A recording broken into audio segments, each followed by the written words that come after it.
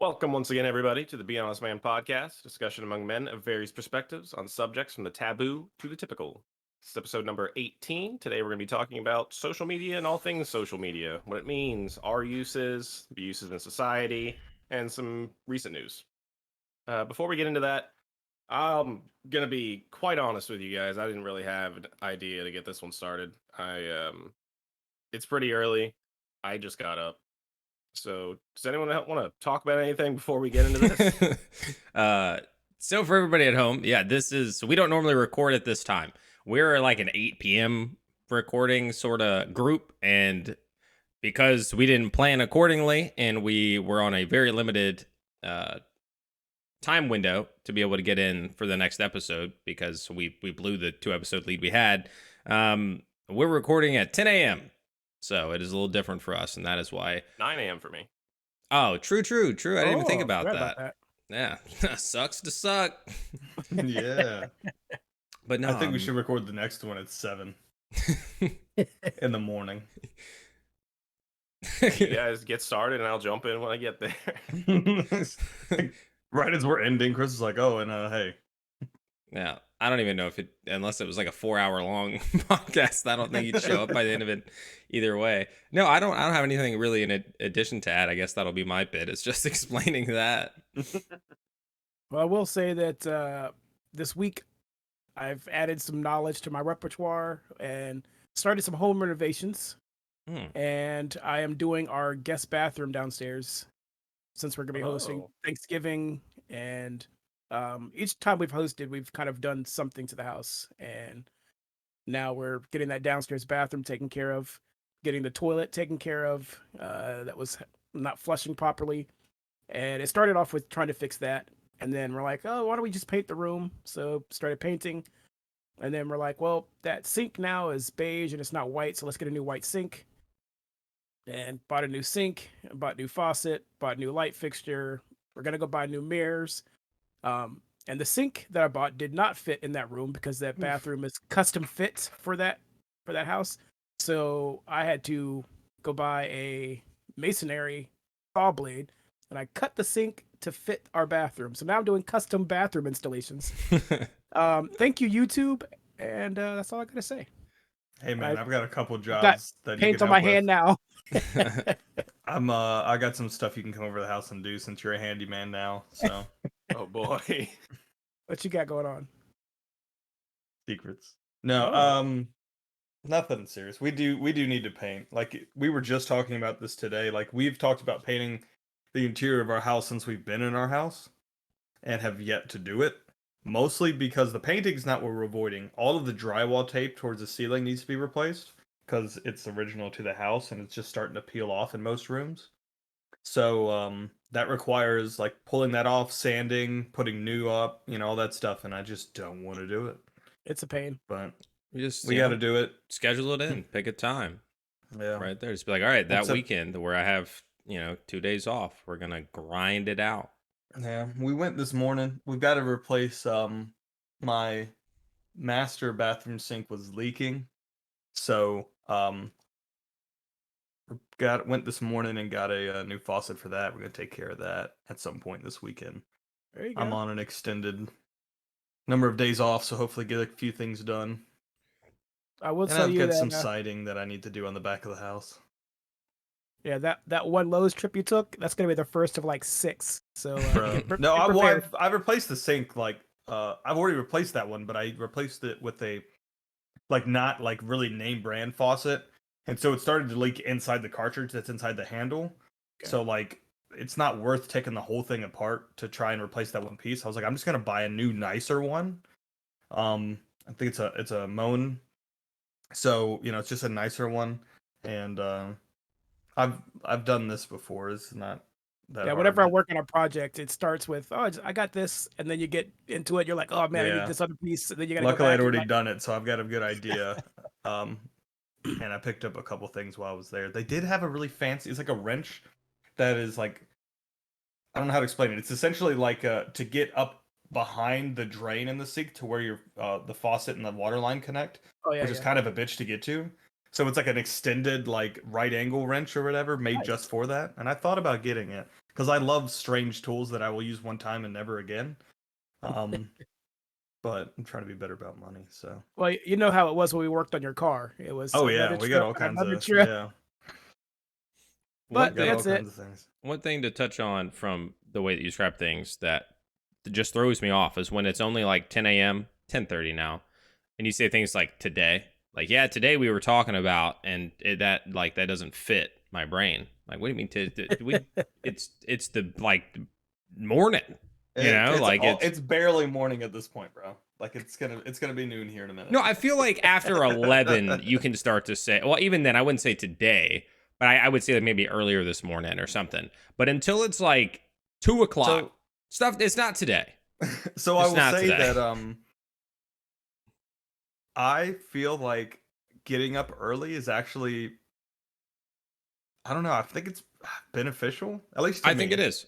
I think it is. You just feel like you're getting so much more done. So like I could get, like I've already been out, run some errands, got, the dog food needed, got some stuff for Jessica. We made breakfast and ate, like My fear is that got I'll the be sink, bored all that later stuff. if I do all that stuff early. But then you're just free to do whatever you want later. Like you Yeah, I just get all know. the stuff you need to get done in the morning. And then like when we finish this, like, so I've already done all this stuff. The only thing I had really planned today was to record this podcast. So after we're done with this, pretty sure we're just gonna go on a long motorcycle ride, then come back and eat dinner, and that's it. Like we're just kind That's of a really long free to our own motorcycle ride devices. if you're not For coming real, back till goddamn. dinner. Jeez. Oh, I went out Thursday. I did 180 miles. Rode all the way up to Richmond on Route 10, and then went across 295 and came back Route 5. So They what was call it that, the like nickel and dime. 2.5, 3 hours? It was like 4. I What time do stopped at a you eat coffee dinner? shop up in, I don't know, 5, like 6. Depends. I'm Okay. not saying like we're going to come back and immediately eat dinner. You're like, we're leaving at about 11:30. We'll come back at 6. Like, geez, dude. We could stop and get Driving lunch or out to something. Radford, just like I might one day. Going out that way, beautiful mountains. it's very nice. Yeah. Yeah, it's some really nice stuff. Oh yeah. I've been the guy at the shop the just opened up down there on Mallory, Old Kings Road. He's also rides bikes, so like I got to talking to him. I'm gonna take the bike by the shop today, and because he wanted to look at it. And... Is it a bike shop? No. It's like vintage clothing and like accessories and motorcycle accessories. The bike is a Okay. motorcycle, but yeah, all that kind of stuff. So it's pretty cool. They got lots of cool stuff. Nice.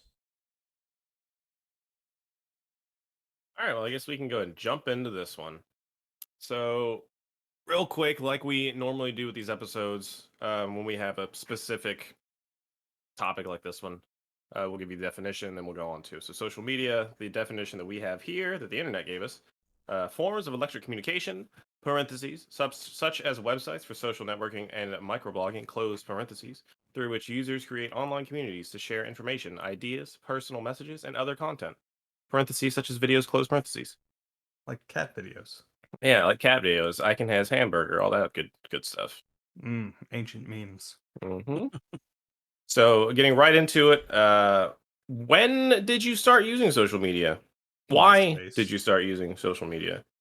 I know I think the earliest I can remember using like MySpace, I was a sophomore in high school. So I was like 15, 16, I think is when I first started using social media.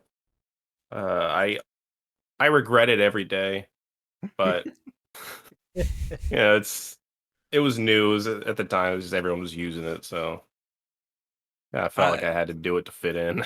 I remember MySpace was kind of cool. Then Facebook came around, and like for whatever reason, me and my friends were like anti-Facebook. Everybody Mostly was. because Oh yeah, well, like we were all musicians at the time, and like MySpace was like huge for bands and stuff like that. Oh, Like yeah. it was like groundbreaking. And then when as Facebook started to take control of the market, they had nothing to replace that. So yeah. But Yeah, MySpace was the first for me as well. Yeah, a lot of bands were discovered on MySpace Music. It was pretty big. I started with MySpace as well. I think, I mean, basically everybody. It was like the first like social media that everybody kind of jumped on.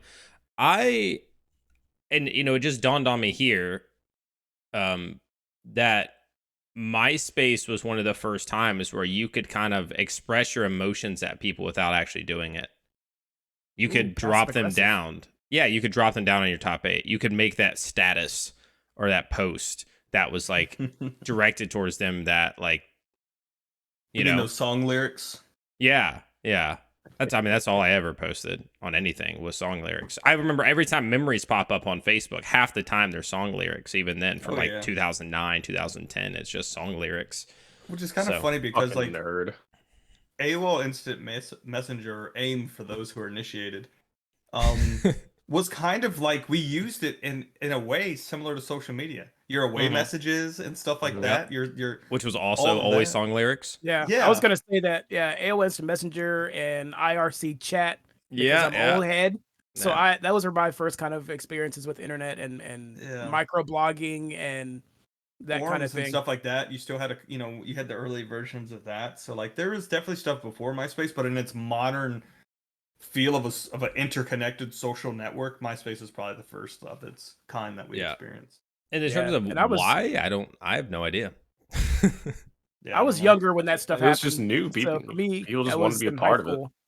Yeah, I was in high school when MySpace was going on. So, and AIM was still kind of going on. We were kind of using both. And like you said, you set your away messages and your parents would turn your computer off. You're like, why did you do that? I had my away message up. It was so cool. But social media for me internet was new. It was hype. It was cool.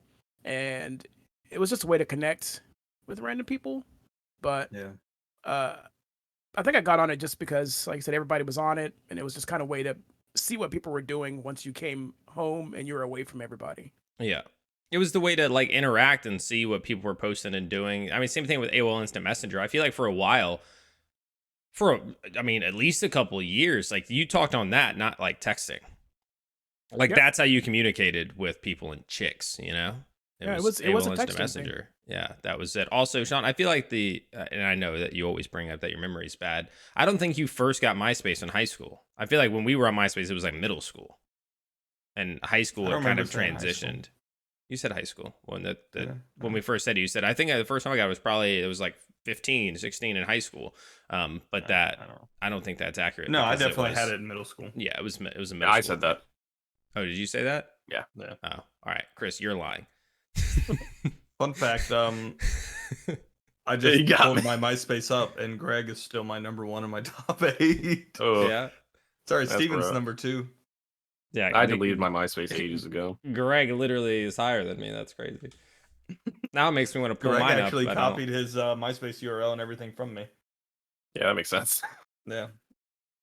MySpace was crazy, man. Got like 12-year-olds acting like web developers and shit. I was about to say, that was a cool thing. HTML skills were fucking fire. That was a cool aspect of it. 20 different MySpaces because every time I had an idea for a music project that I recorded anything for, I was creating a MySpace for it. Mm-hmm. So like I had so many pages.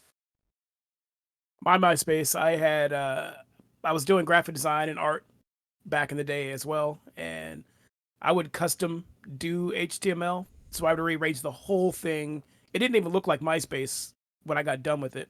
And it got to the point where people were paying me to do custom MySpace layouts for them. Mm-hmm. Oh yeah. Yeah, I'll post some of my stuff in the chat, maybe on our social media, our Twitter and whatnot. Yeah, what that would my be super examples cool. were. But yeah, I had some crazy layouts, man. Posting Insane. their social media on the social media. That's it. Oh, that's dope. I think that was a cool aspect of MySpace was the personalization of it that you don't really get. Like you can't make Twitter look super unique to other people. You can put on your page. like a banner on the top in your picture. And your picture, and like that's it. And then I remember Facebook, my MySpace would have all kinds of shit. And yeah, you could do so much with that. It, and there was music playing that you couldn't turn off because I'm an asshole and like yeah. And you would like be able to update your song and do. MySpace was cool, man. Like I don't know why it like died the way that it did. And then they tried that revival. You guys remember when it like kind of came back for a second and it but just it was didn't. it was bad. Yeah, and then they just turned it into a music platform. Like they just turned it completely into that, which Even is what now, I think like, it is today. But I don't think anybody it's uses just it. so ad ridden that it's almost unusable. Yeah, At least in my Old last time I Tom. was on it. Everybody had Tom on there.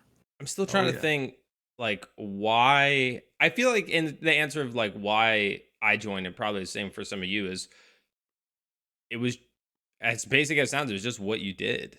Yeah. Like it was the first social media. It was a profile you could make on the internet where people could see you and stuff, and you could build a friend network.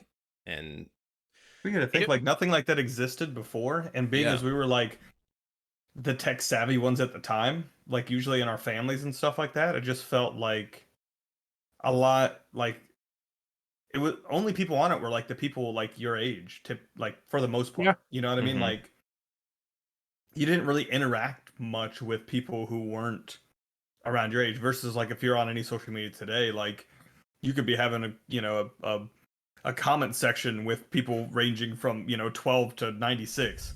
That's Back the then it was worst. just mostly just people that you knew, and then you would start to branch out and you would see like other pages and bands and whatever going on. I think it was kind of like it was your home on the internet. It was your business card. Yeah. When people were like, Yeah. "Hey, are you online?" Yeah, here's my MySpace page. Yep. And that was where people went to find out about you, what your interests were. It was your home on the internet. Check out my band. Yeah, that was your space on the internet. I think like that is a great way of putting that. And it's also what every like new social media app wants to solve a problem, but also be like your home on the internet. I know when we were making Juked, like one of the goals was we wanted to be the home for esports fans because we were a social media app. Like that was the goal, was to be a social media app where your esports identity lived on Juked. You could have your bio, you could have your favorite teams, you could have your favorite players, your favorite games, and then we would add more stuff that you would be able to like personalize your profile with. You know, choosing the images, adding badges for what events you've gone to, which ones you've competed in, right? Because it was all about your home and your place, and stuff like that. So I do think like that's a solid point, and that is how you would keep in contact with, like when you would meet somebody for the first time, it would be like, add me on MySpace. Yep. Because that's where you can reach me. That's where you can learn about me. That's where I can get things to you, like my sappy posts and my music.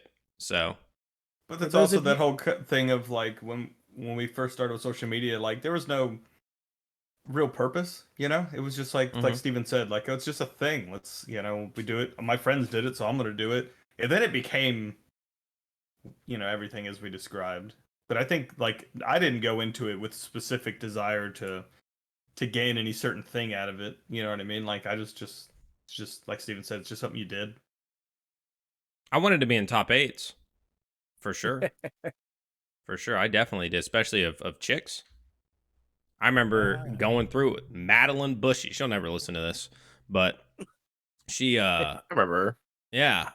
I had the biggest crush on her. And I remember seeing like, other people like jumping over me in the top 8. And I was like, there's no effing way. Like I was like the gay best friend who wasn't gay. Like that's who I was and that sort of thing. Like I was 100% hardcore friend zoned. And I would just watch like random hot dude Joe Bo, who met her last week, jump above me in the top 8. And I'd be like, who the heck is that and why? Like, he doesn't do anything for you. He doesn't listen to you cry about the other guys. So like, I remember that. I would be so just like distraught. Like, why that guy above me? Like, let him earn it at least. Like, I get it. He's hot, but like, he might have earned it. Nah. He didn't do nothing. So it's funny because I'm pretty sure that Greg has always been my number one, even when the girl I was dating was. Well, that's because it was probably a meme. It was like a meme before memes were a thing. It was just like, haha, Greg's my number one. He's always my number one. He's even above my girlfriend and your brother. You were still up there, but no, Greg was still always in the top 8. You probably weren't in mine. No, probably not. I don't even remember what yours would be now. Would it be Nexus? I wish maybe Flame Baller, Flame Baller 91. That was my very first AOL Instant Messenger name, was Flame Baller 91. Oh, you guys want to hear some? You remember what mine was? Dead Rebel? No, that was my Steam. Oh. It was Rebel of Death. Rebel of Death. Yeah. I remember that. Yeah. The my aim was Smiles Not Worth It. Yeah. The all most those emo names. Yes. Mine was I had the O was a 0. Smiles Not Worth It. I had Nail Bunny, and yeah, and then Psycho Killer was Okay. So yeah, I definitely had the emo goth crazy thing going on. Mm-hmm. Yeah. Chris, what about you? Don't remember. Oh, come on. Like I was so late getting into all that stuff. Like MySpace, I was like 16 before I got into it. I didn't even start using AIM until I was like 18, 19. Bro, it was dead. Man. What wrong with you? Yeah, I know. I've never used any of that stuff. I'm telling you, I didn't have to make like emo screen names and shit. I was emo. I was depressed. He's like, I'm too depressed to sign on. Yeah. I didn't. So I didn't use any of that stuff. I didn't really have any friends then. Oh my god, Steven, your profile. I found it. Oh, what is You'll it? never guess what your URL was. Followed by death. Followed by Jesus. What? We need to Your post profile's these. restricted anyways. I can't even view it. We need to post these on Did you our see what social Greg's media. was? Oh, I know what Greg's was. Mine was Sean will kill. Greg's was Greg will kill. Oh, of course. He Yeah. copied mine. It's copied a lot of things from a lot of people. Charles was Thanos 123. He was way above the curve, bro. There you go. Oh, you were in Charles's top. You were number 4 in Charles's, Steven. That's surprising. That's pretty high. And Charles Greg's liked there's me only at a point. Greg's is only 3. It's all right. Now I'm upset. Oh no. Who's in Greg's?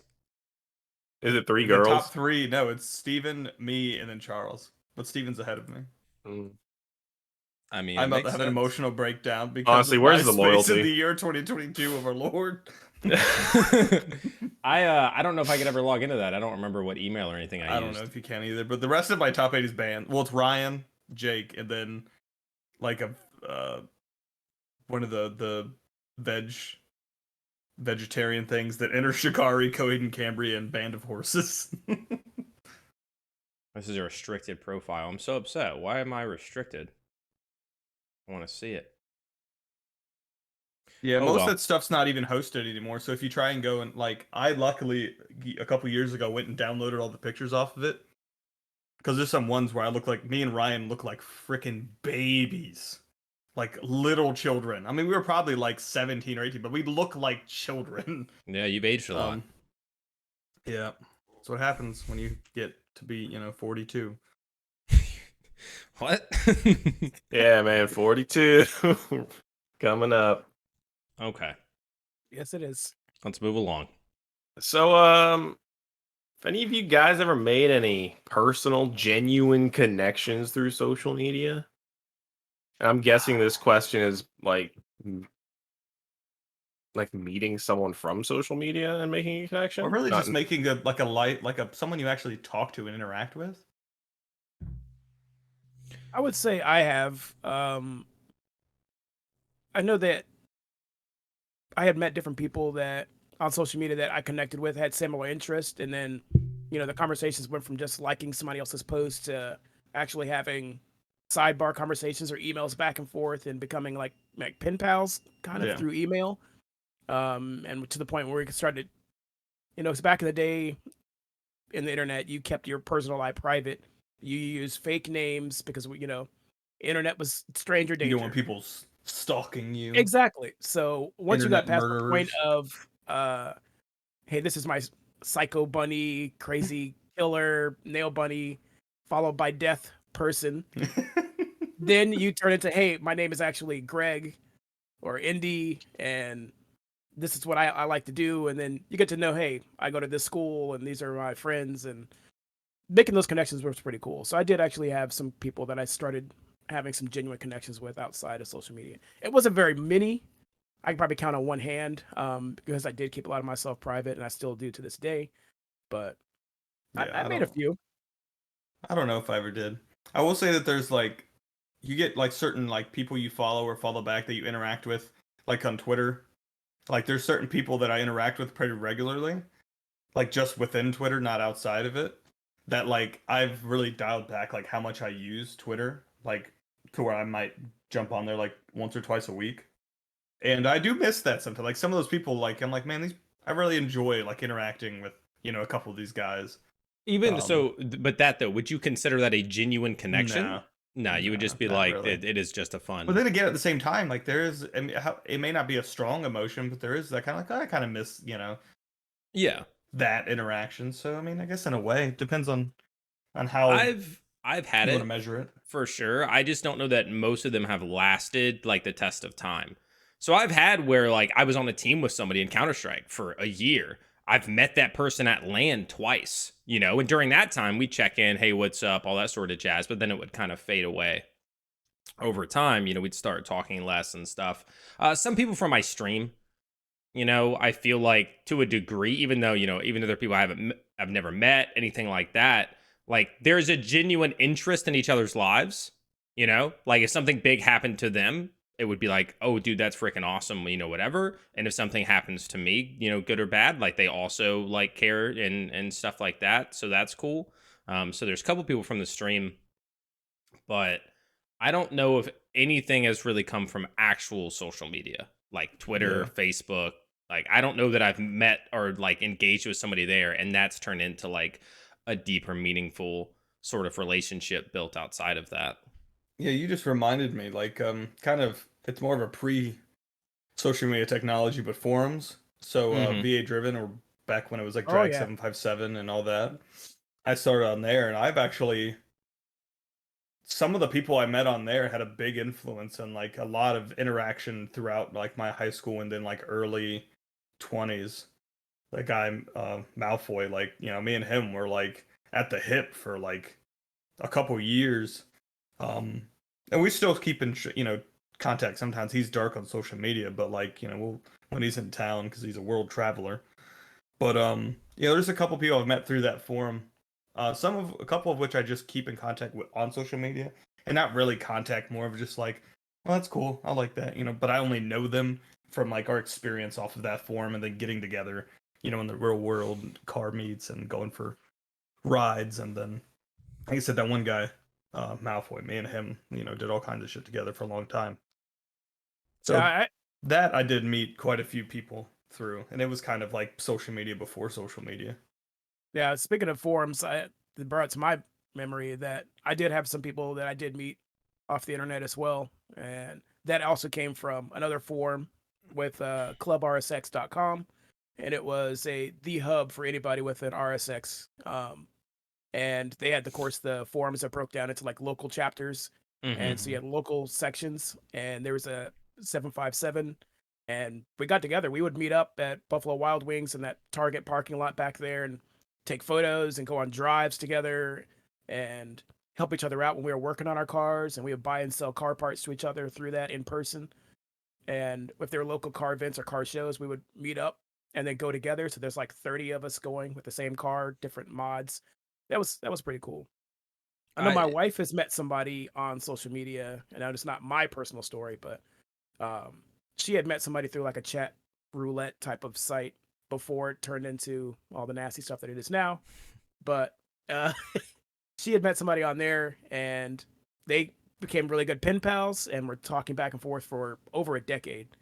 And we had planned a trip to Europe, and he lives in the UK, and so she was like, "Hey, we're gonna meet up with this guy and his girlfriend," and I was like, "Meeting people on the internet's kind of weird, especially in another country."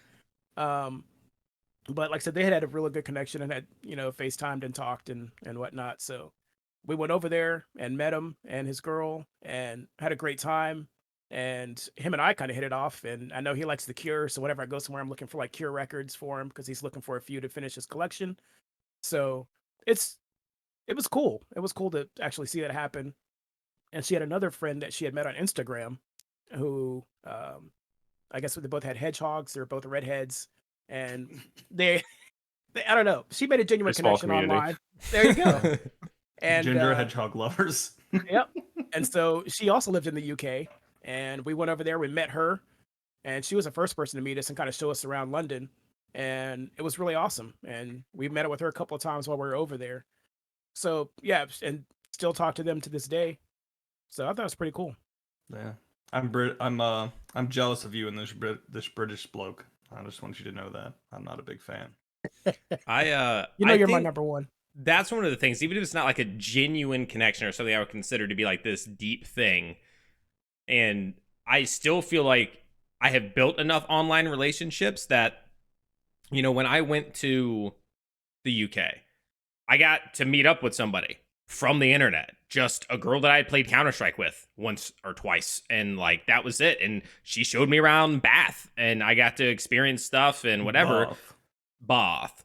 All because of playing a video game online with somebody. And so I feel like there are multiple countries that like I know somebody in. I could literally be like, hey, even if it's not like they're gonna house me and like, whatever, but they'll show me around. They'll meet up with me, that sort of thing, which is pretty neat. One thing I wanted to add when you brought up the forums thing, and this isn't even really related to this, but I just wanted to mention it. One of the coolest Dungeons and Dragons experiences I had was playing Dungeons and Dragons on forums. I remember that. Yeah, because it was like the most storytelling, and it was like you and 4 or 5 other people, however many were in the party and the DM, were writing a book together.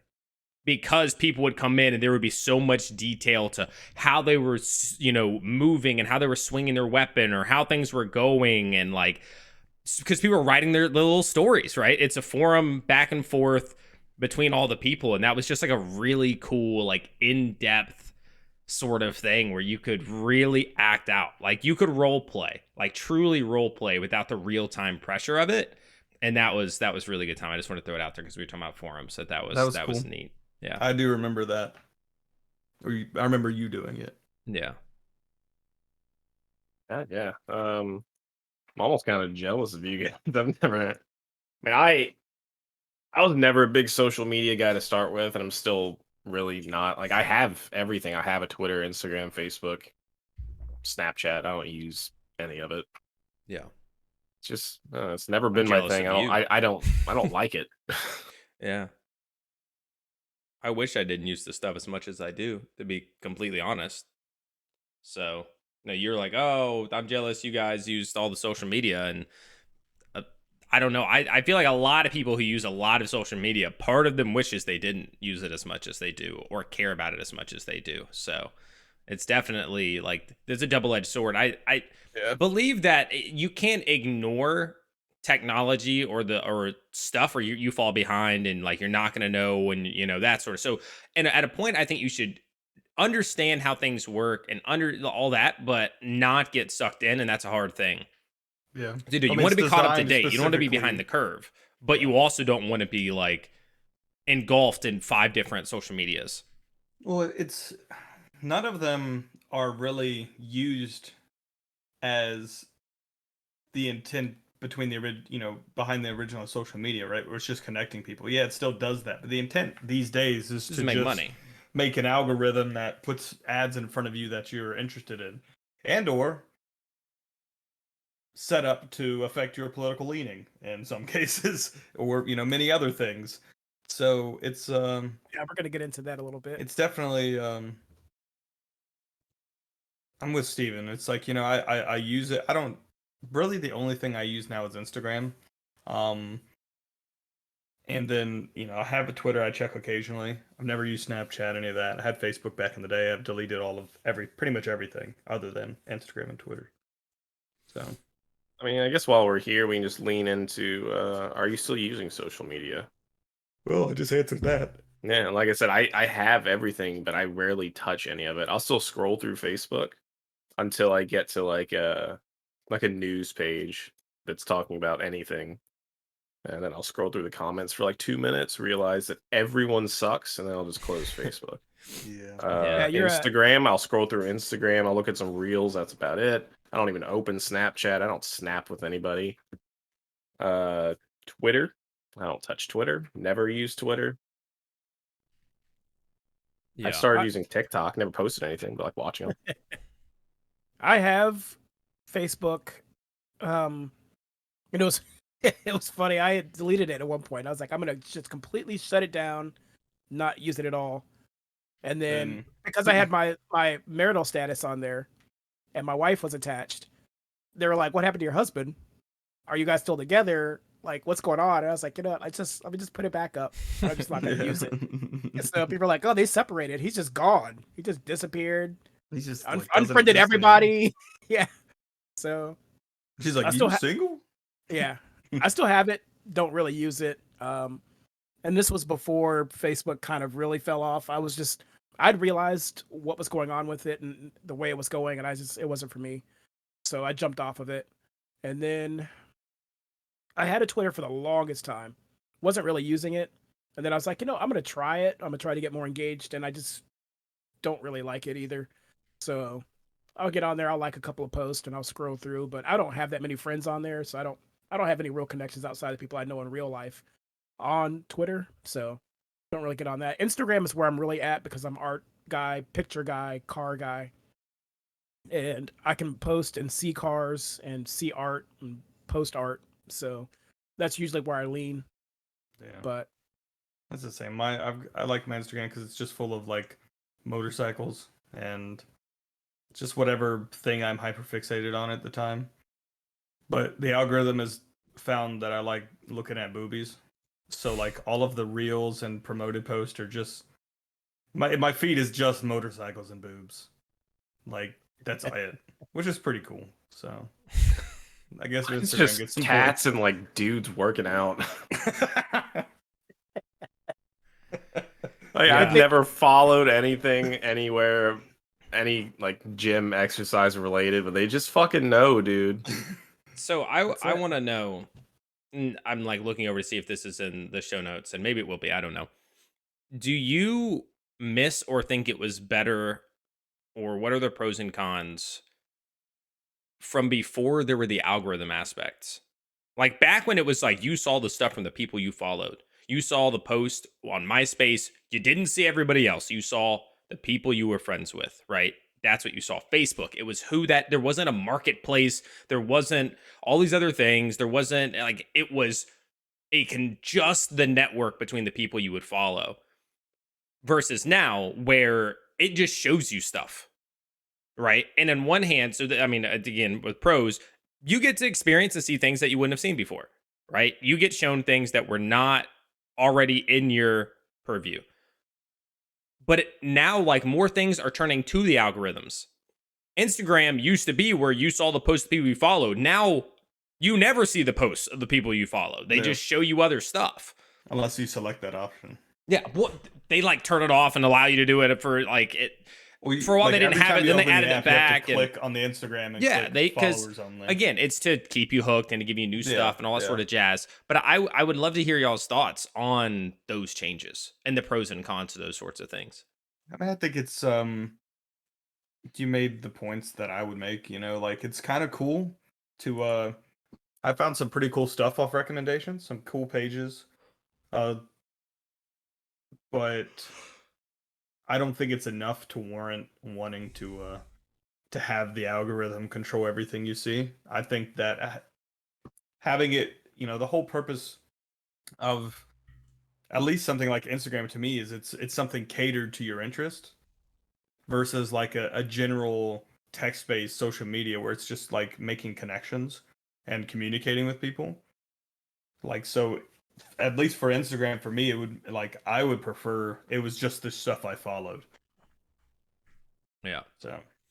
Yeah, I like it the way it was before. Of course, we're all gonna, I think, have that kind of same mindset. But seeing things in chronological order from people that I knew was better for me. I'd like to see real time. Hey, my friend's doing this. Oh, that's cool. And I see it. I like it real time. Versus, oh, my friend posted this, and I'll see it 5 days later because I had to see a bunch of things that I don't follow, and I'm like, oh crap, I didn't know they even posted. Yeah. So I prefer it to be chronological with just my followers. And then once I'm done with that feed, if you want to start showing me other random things, if I'm still willing to scroll, sure. But as we've all discussed, it's about engagement, and that's our friends don't post enough for the feed to be never ending. Mm-hmm. So they're trying to fill that gap and keep you hooked. Yeah, I don't really care to see stuff that I didn't sign up for. Yeah. Now I don't mind it so much on like the Instagram Reels or TikTok because I don't really follow a whole lot of people on either one of those. So if you want to show me some shit that is related to what I was looking at before, sure, because that's kind of like I feel like that's kind of the point of that. It's a time killer. Yeah, up until like there was a short period of time on TikTok where I ended up on like fart TikTok, and that was really weird. But as soon as I got out of that, we were cool. It's very fitting for you. Yeah. So I don't know. Maybe the phone was picking it up when I was pooping. Yeah, the microphone was listening. Yeah, I bet he likes this shit, and they started showing it to me. He farts. He'll love farts. There's and that's one thing that TikTok actually has, and it's funny because I'm like, oh, I don't like that. All these things show you stuff that's just out there, or not that I don't like it, but but TikTok literally offers the followers or the For You page, right? Yeah. That you can choose, and I never go to followers. No, me neither. I just do the For You page. But that's, again, like you said, like that's what I use that for, so just see random stuff. And the For You page will still show you stuff from your followers every now and again. It'll still pop up. So it's like, okay, cool. But on other things, I don't care as much about that. Now when you're scrolling through Facebook, it's like every third post is a page you don't follow because they're trying to like expand. And so like there's all that jazz. There's ads and there's pages you don't follow, all that sort of stuff as you go. They've gone back and forth with being able to let you see like your friends' posts in chronological, like they've had it so you can't, stuff like that. But I understand the benefits, but there's definitely lines that have been crossed, and sometimes they've rolled it back, both Instagram and Facebook, because they've got backlash for it. People were like, yeah, I couldn't tell you the last time I saw a post from my friend, and I can go to their page and see they posted, but I never see it because Facebook has decided that I don't want to. Well, I think the problem with a lot of them are they're all trying to be the next hottest or stay relevant. So they're stealing from each other, and they don't have a definition of what they are. But we as users have defined what we want them to be. So Facebook, as I want to make genuine connection with family and friends, I want to see updates on what they're doing, major life changes, all those things. And you want strictly family and friends. But we've all, as a society, I think, have understood that TikTok is strictly entertainment purposes. We don't go there to look at family updates. Yeah. You go there to see just, hey, I'm done looking at everything else. I want something funny, and I just want to scroll for a little bit, kill some time. That's its definition. It's entertainment. So you want some for like family and connections, and you want some for entertainment, but they're starting to blur those lines, and they don't know what they're doing, and it's messing everything up. Yeah, well, everybody's trying to jump on the algorithm because TikTok's also jumping on the whole Reels thing and pushing that so hard, and like there's times where you'll scroll through it and you're going to see more Reels popping up or being advertised or pushed than actual pictures or anything like that. Because I think that's not just them doing it though. I think partially it's that more people are using it for stuff like that because they're just and a lot of it is just reposted. Yeah, they're just cross-posting. They're doing YouTube Shorts, TikToks, and Instagram Reels. Instagram, Facebook has the Shorts too. Yeah, they're just on all social media because people it was hot. It was the hot thing. This happens in every single thing. It was just like in BRs, right? BRs came out in video games, and then it was like there were battle royales for everything, and then it was one of them would do something a little different. Was it Realm Royale added pings, so you could ping where you were going to land, and then every game had pings where you were going to land from that point forward, right? And Realm Royale was a big popular, it had like 3 days of popularity before they made changes and it died, high res. And you could make people in the chickens. Yeah. But like people saw that. Part. Even that game, people were like, oh, there's some cool stuff. Add it to all of our games now. And it's the same thing. Everybody's adding the short form content because it's so good right now for maintaining people to be on your app and participating and sharing content and stuff like that. So I just as an aside, because you brought that up, if PUBG added to where you killed someone, they turn into a chicken, the winner chicken dinner would make a lot more sense. Then you use your frying pan. Yeah. I'm just saying. Checks out. Let them know. Let player unknown know. I don't think it has anything to do with the company anymore, but I'll let them know. I think that I have no experience with TikTok. Almost everybody that I've talked to does. Jessica is that's pretty much her main social media, that and Reddit. Because she's apparently... I didn't take her for a big Reddit user. Yeah, well, so apparently she is both like a 16-year-old girl and a 46-year-old man. But yeah, she uses Reddit a lot. Because Reddit is a little different. Like, so Reddit is pretty good about keeping it catered to what you follow. Yeah, Like the you do channels. get some promoted stuff, but it doesn't seem to be It's heavily moderated. as much. Yeah, so like I've gotten she so many she posts likes taken that down. because like she can just go down and through that, and it's just the stuff she likes. She's not seeing stuff she doesn't want to see. And she interacts with that, like, and the stuff she posts, and there's a lot of things like that are in her interest, like the chemistry ones. Like she talks with people on there and asks questions and answers questions and all kinds of stuff, and the sewing ones and all this stuff. Reddit is pretty good for like specific interests.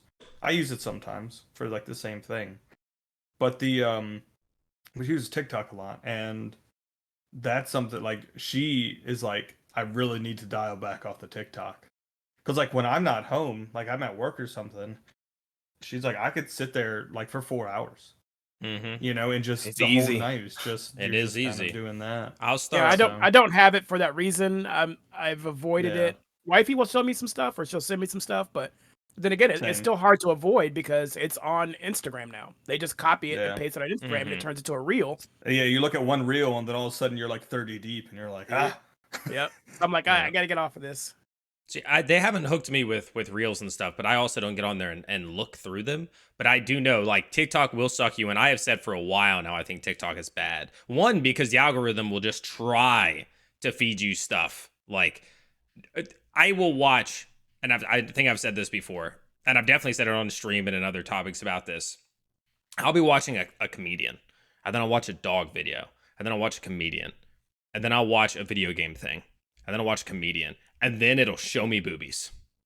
And I'm like, that has nothing to do with what it is, but it knows that I am a male, 31-year-old male, and it's like, who also watch those videos, that the combination of videos you watch, also look at the boobies. yeah, because everybody does. So Yeah. it's just like, no It's matter like, what. it's assuming you are like them, and it's going to cater to you. Yeah, and to keep you the engaged. algorithm will just not let you not see half naked people dancing. It will not. It will always try to throw it in there, no matter what you watch, no matter how fast you go past it. It will always end up being like titties.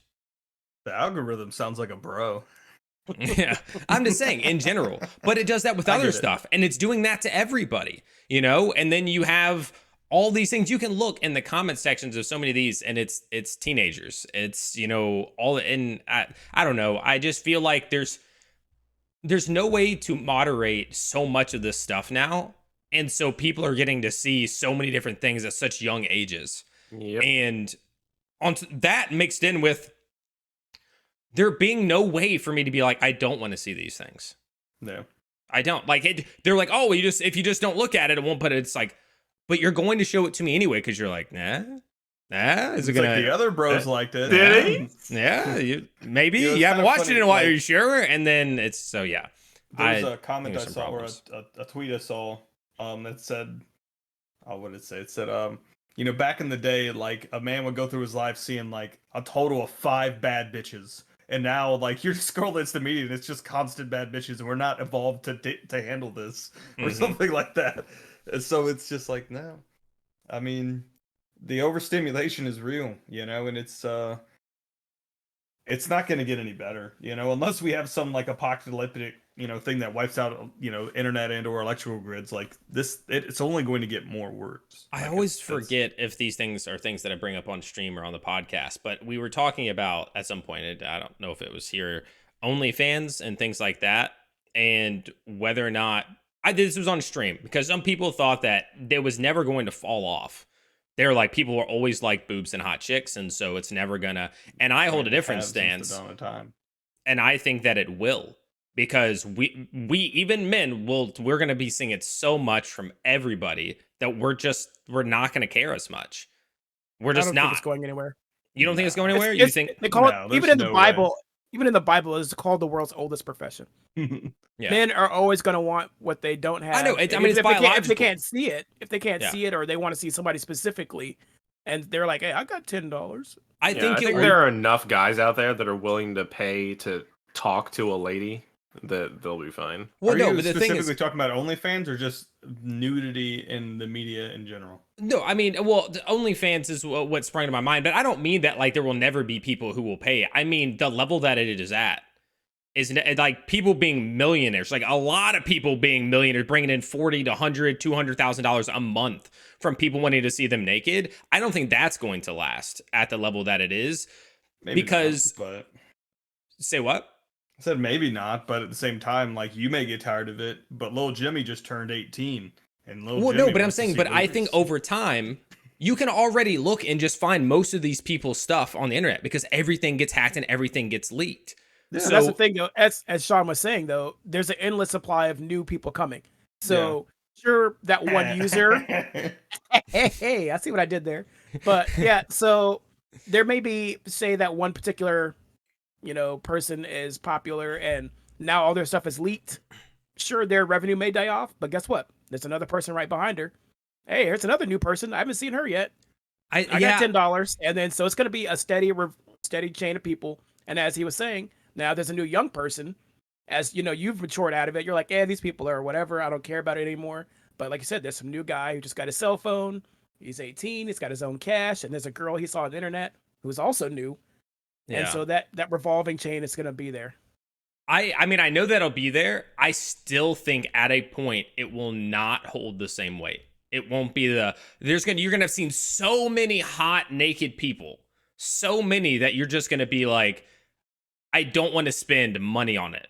It's free. I can just Google the person's name and see it. That's Like, I don't literally need how to it do exists right now. Yeah, but that's But going I'm to be talking you. about it's gotten There's to gonna be such a person. crazy scale now that it's Yeah. just become so normalized. There are forums everywhere where people are just leaking these things. And so all that takes is one person pays for it, and then everybody else reaps the benefits. And I think that's going to happen. And when people stop earning as much money from it because of this, like pirating, either there'll be the thing action is, like, taken to that stop it, which they can't, or those people will stop doing it because it doesn't make the amount of money it does. Why does everybody do it now?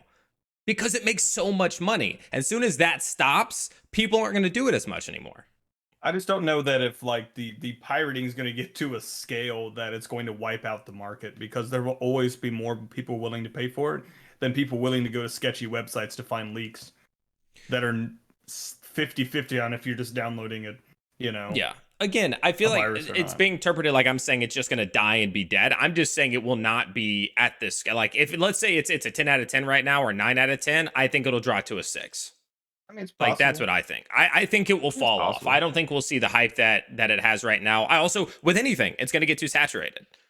It's going to get too saturated. I mean, it's probably already at people, that point. Think about this right now. There are people out there, children, teenagers, who, you know how everybody, like, for the last 20 years or 10 years has been like, I want to be a YouTuber. I want to be a YouTuber. I want to be an influencer. There are now teenagers and children who are like, I want to be an OnlyFans. I want to be an OnlyFans. Like, I want to be in OnlyFans. yeah, I mean, I don't even know how else you would say it. I want to sell naked pictures and videos of myself on there. And these are like kids because it's viewed as like this, oh, I can make a lot of money doing it and it's easy. Yeah. So that's a weird thing to me. Moving on. I don't know. Never mind. We're not gonna get into it. Yeah, we can have to talk about were your sex work parents stuff. aware of your social media use when you were younger? Sure. Did they? As aware as one could be without understanding how any of it worked or what it was and that it existed. I was gonna say, did they talk? Did they talk to you about it or anything like that? I mean, I don't think anyone at that point in history got any talk about social media. My parents beyond like the normal beyond talk like got, don't meet strangers, don't talk to strangers. don't tell people where you live. Don't tell them you're 13-year-old. Don't. No, I never did. I was 18. I was a female. Don't take pictures of your pee-pee. I mean, just like don't be stupid on the internet. I guess it's the same as like going out to the park by yourself. Hey, just don't walk away with strangers. Don't talk to strangers. My parents tried to monitor internet usage. I know a lot of us back in the day when the internet first came about, you had that one home computer that everybody shared, and ours was in the living room next to the TV. So my parents could sit on the couch, they could look at my screen, they could look at their TV, and we were not to use it after they had gone to bed. Do not, and of course back then you're paying like per minute or something, or you had a monthly plan. Baby. Yeah, so you weren't getting internet anyway. Your parents see that phone bill and they're like, "Holy crap!" And then also back then, yeah, so it was sketchy and stranger danger. So yeah, my parents knew, but they didn't know my web pages. They didn't know my AOL Instant Messenger names. They weren't monitoring that usage. They just kind of knew I had it, and they Yeah, kind of just keeping an monitored the eye on time. you. Yeah. I remember you would get like 30-day free trials of AOL on like a Oh disc. yeah, bro. I mean, we lived off that for a long time. That's crazy to think about. And back in the day, also because they used to have those CDs at the front of like Walmart's or Yeah. Targets where you could get to grab those. We decorated our entire apartment wall with those CDs. We flipped them over and put thumbtacks in them and nailed them to the wall. And so the entire wall was covered in the backside of CDs, and it looked really cool. Yeah. I'm sure the AOL Corporation is thanking you for their downfall. It's There like you this go. one store, we lost so much revenue in CDs. It's destroying the company. Oh man. Fun fact: people like my mom still keep AOL afloat. She still uses AOL for Wow. email and for her news. I didn't Good know it was for still her. around. Me neither. Yep, I've tried so hard to get her to switch off of it. No, I'll be honest, I didn't listen to it, but I don't know. But did you guys talk about like social media and like your future kids on the fatherhood episode? I think so. A little bit. A little bit. I don't have Yeah. a good memory. Yeah, we talked about it a little bit. Yeah. Mainly like I guess like cell phone usage and the age of which to have a cell phone and how that works. Okay. So you guys think social media had any positives, negative effects on you, how you live your life back then, now? I think as you were talking about earlier with the top 8 situation, I think it started out that that need for acceptance from people that it didn't really matter. Yeah. And I think that kind of carried on in today's thing, and it's still that way. We want the likes, we want the attention, we want the follows, and so I think it gave a new problem where there wasn't one.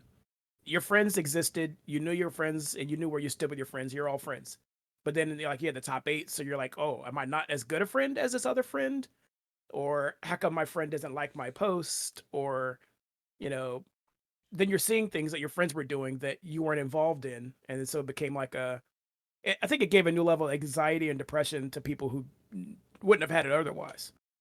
That the FOMO, I guess, is part of that. I can So I see think that. it introduced new problems where there weren't them before. You didn't see your friend, you didn't know what they were doing. You didn't miss out on anything. You didn't care. It didn't matter. Yeah. But now you're like, oh, what are they doing? Yep. It's like I didn't know that Timmy and Tina went to the snack bar without me. Yeah. And now I do. And I'm I wanted to go, upset. and they didn't even tell me. Fuck Timmy. Yeah. Yeah, I don't think long term it's really affected me a whole lot.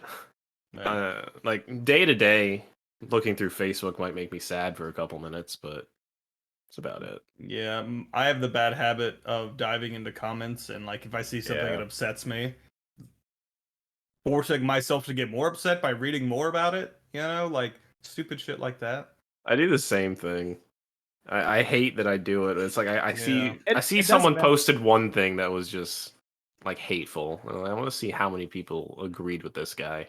And I want to see if anyone is defending this the other side of this idea. And I just God keep help you when you reading. feel like, you know what, I'm gonna comment. Oh Lord. And that's when I close it. Yeah. Like I I should say remember- something. There was some brand, it was like trying to make, it's like, clothes for men, blah, blah, blah. It's just t-shirts, and they said stupid shit on them. And there was something about, it was all like, liberals or whatever, weak and, blah, blah, blah, blah, blah, and I'd made a comment that said somebody had their chick stolen by a dude with blue hair and they're really upset enough to start a clothing brand about it. And I still like this was like months ago. And like there will still be random people who will comment on that. And like it'll just come up my feed. And now I just laugh about it. But sometimes people are really, really, really upset. Oh yeah. It's like a 3-to-1 on people who are like, fuck you, cuck, and the other who are like, haha, nice. you know? So, but yeah, that's, I've really, really hard not to comment on stuff. That's kind of why I've got off Twitter. Because, like on Instagram, like certain things they just won't even let you post it if you use certain language. Or if you do, if it does, like it won't show up. Like you have to like view hidden replies or something. Yeah, if you're like, right, Or like people can dub. just delete it off, whatever. But like on Twitter, like none of that. Even before, the recent developments, like almost anything went. You know what I mean? So like people would you would have the most off the wall stuff. And it was, so it would just get really wild. And so you could very easily fall into saying some things that the FBI wouldn't like. So, it's Twitter was the last that's wild the west negative there. of it is. It's wild out there. That takes me on to a question I want to ask you guys. So there is the big debate of free speech when it comes to things like social media. And so, like, you gave the examples of Instagram. If you type certain things out, it wouldn't even let you post them. Whereas Twitter is like, post whatever you want, no matter how horrific it may be. I think you guys know which side I'm going to be on. But where do you stand on those sorts of things?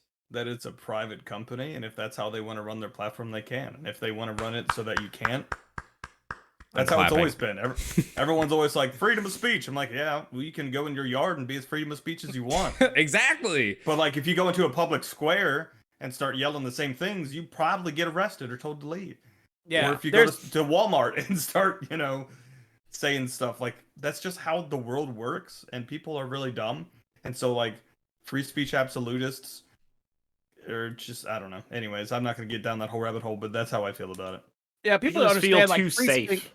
free speech and freedom of speech and freedom from consequence are two different things. Yeah. And I think people don't understand that. Like, sure, I can say what I want to say, but there are going to be consequences. And the one example everybody always uses is yelling fire. You can't yell fire in a movie theater. That's illegal. Mm-hmm. I can say what I want to say. Well, say it then and see what happens. But you can. You absolutely can say anything you want to say. But if someone walks up to you and mollywops you for saying it, whose fault is it? Yeah. So when it comes to social media in particular, I'm the same way. Like the way that Sean said it, people think that like Twitter is just some part of existence. Yeah. Right? It's not a company. It's not owned. It's an inherent human right. It's just a right. Like Twitter is a right. And so the idea that people can have their thoughts shut down or can be removed or whatever is just like so wrong to them. And it's like, mother effer, get off Twitter then. Right? Like, and people make the arguments of, when people are deciding what gets seen and what doesn't get seen, and that has these big impacts and all, that's a larger issue. That's not a freedom of speech per se, but that is a larger issue with the fact that companies, and every company can do this that has like a site like that or search things. Like, they're not all just now. When you type something into Google, it's based on something, what comes up. There is an algorithm that decides. It's not freedom. There is something that decides what you see. It's the same thing on Twitter. They will decide what's get pushed up and what doesn't. Facebook, it's all the same. And you can argue against that, but at the same time, you can also just say it's their private owned thing and they can do it the way that they want to. And so when people are upset about things like that, like even, Elon Musk, which I know we're going to talk about this shift where he took over and the things that happened at Twitter, says things like freedom of speech is like the most important thing. And like, that's what I want to bring to Twitter. But it's like, but why? Like, because you still have to draw your line. Of Elon Musk, then you probably get banned.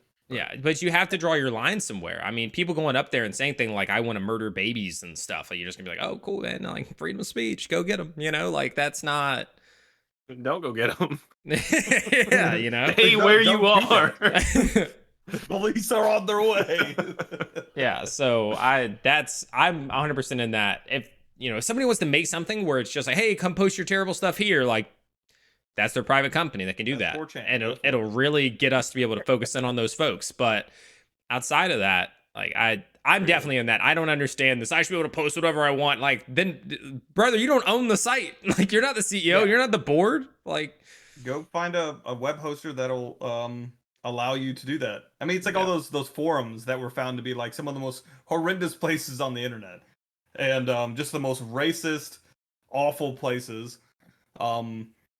Getting people are mad because they're people would figure out what the websites were, contact the people who are hosting it, and be like, "Hey, is this the kind of shit you host?" Then they stop hosting it, and people were like, "I can't believe they did that." It's like, well, if you owned a business that was kind of used as a support for other businesses, and those other businesses decided to be Nazis, and you were like, man, I don't really agree with Nazis, would you stop doing it? Yeah, I would say I'm going to cut ties with those people. That's just basic how things work. Like, it's not, no one's trying to silence them. They just picked the wrong host. Yeah. I mean, just it comes start down to your like, own Nazi hosting company. I don't know what to tell you. Yeah, it comes down to like a basic principle of privilege versus right. We don't support Nazis. Don't find a Nazi host. No, yeah, I mean, privilege versus right is a two different thing, and people don't understand the two, and they think everything is a right for them. And everything, a lot of things we have in society today are privileges; they're not rights. So. And it's just, I'm not gonna say it, but say it. all like the people, like the people that we're talking about, we all know what they look like. Excuse me. And or smell like. Yeah. Okay. Let's see. So, it's moving on from there. I don't want to kind of rehash this if you already talked about it, but what age do you think kids should be allowed to use social media? 55.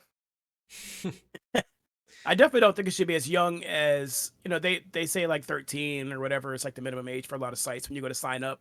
Yeah, they make you check that little box. I don't think that's appropriate because like kids they're not mentally developed enough to determine a lot of things.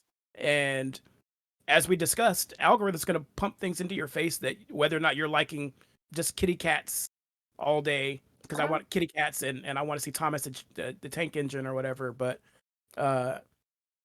those things you'll be scrolling, and sure that's fine for a little bit, but then it turns into you can start seeing that violence. Thomas the Tank Engine porn that is just gonna fuck you up. Well, I mean, you got to think, like, how did Andrew Tate get as popular? It's probably because, I mean, this whole new generation of people that are 14 to 19 just kept getting it in the feed, and it kept going.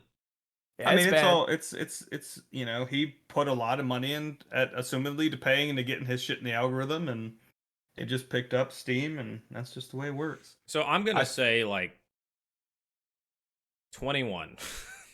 I was gonna say 25.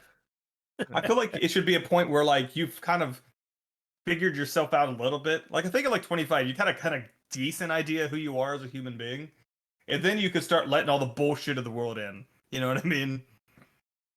26. Once you're off your parents' insurance and you're truly on your own, then you can make your own decisions. And what if there was like, there's like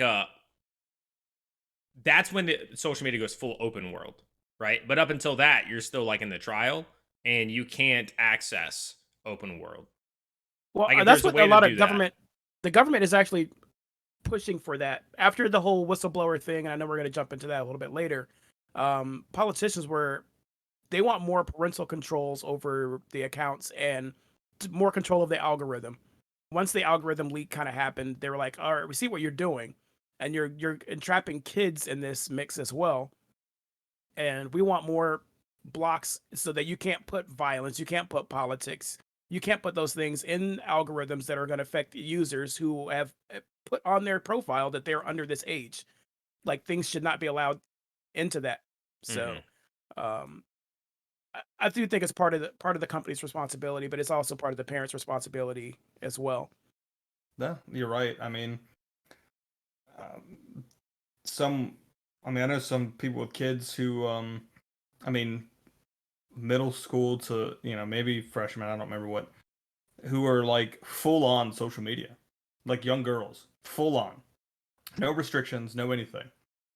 They are no monitoring, no nothing. They're just allowed to be fully on there. They're posting pictures of them in bikinis.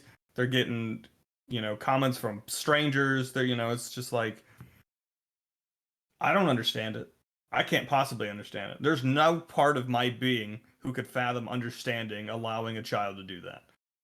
And maybe that's, however people want to view it, but like I think that social media is absolutely, especially, I mean, to anyone, but I think young women especially, because it's getting more towards, like, it didn't used to be like that. So it used to be like most of it was like the negative consequences were suffered by young women who were kind of being bombarded of like, this is what you should look like, this is what, this is, and this is, and then blah blah blah.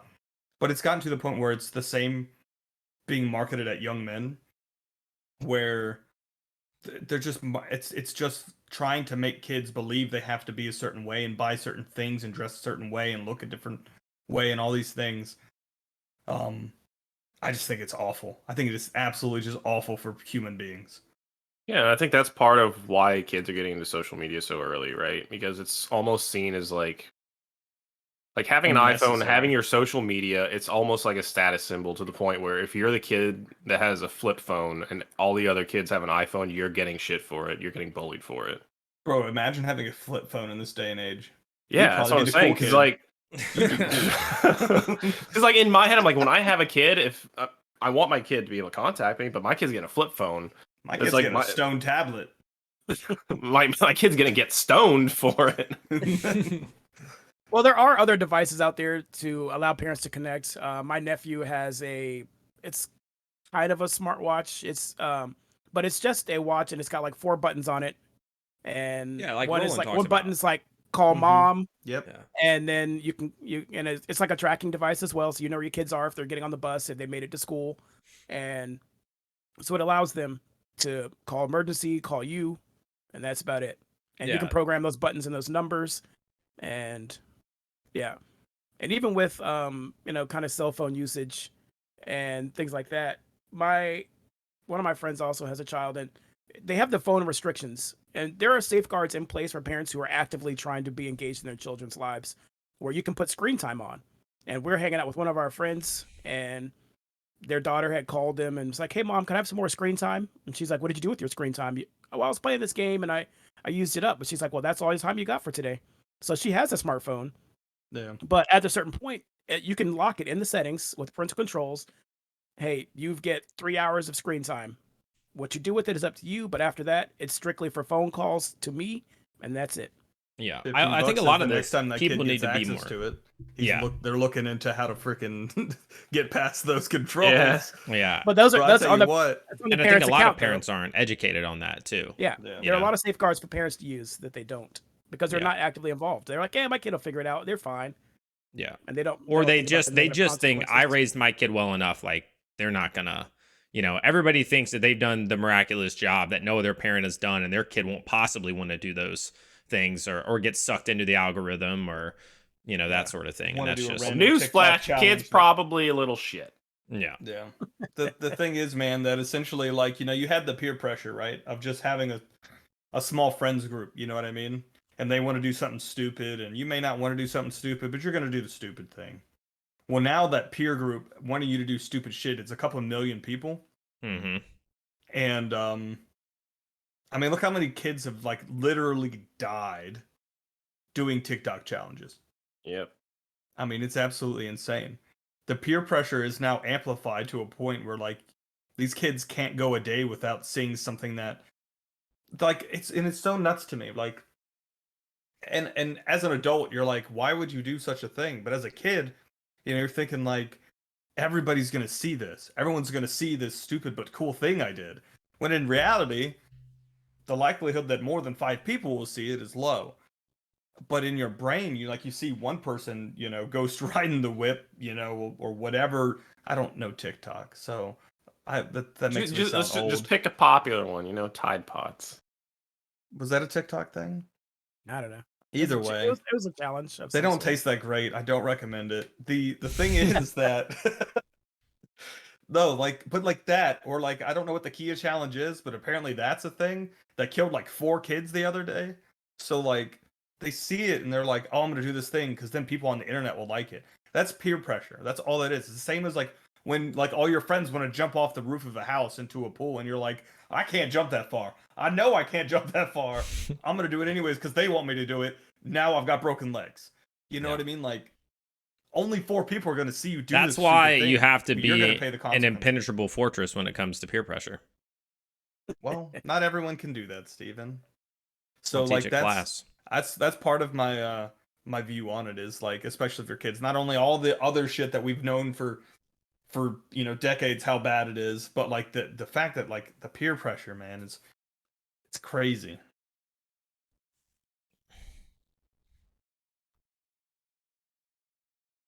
I think social media still has a use in today's society.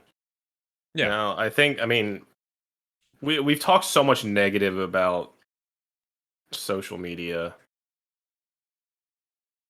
I think to an extent it still has its place, just not the way that it is presented now. If you took It the definitely algorithm does. out of it, it would be a very different experience. If you took the monetary, understand that they're companies and they're supposed to make money, whatever.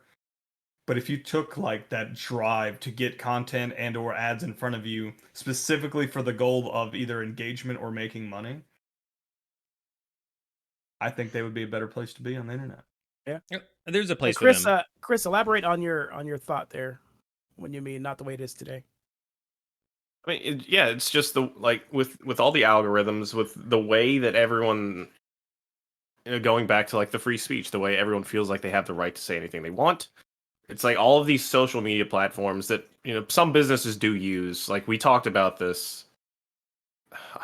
Honestly, I don't know if it was earlier today or if it was like last night on the stream or something. But like, a lot of like news reporting sites use Twitter and shit like that to Stream get last their night. news out there. That was last night, yeah. So a lot of news reporting sites use Twitter and shit like that to put their news out there, and that's where they're getting all, if not most of their traffic. So it's just the way that social media is now. It's just not a fit place for anything.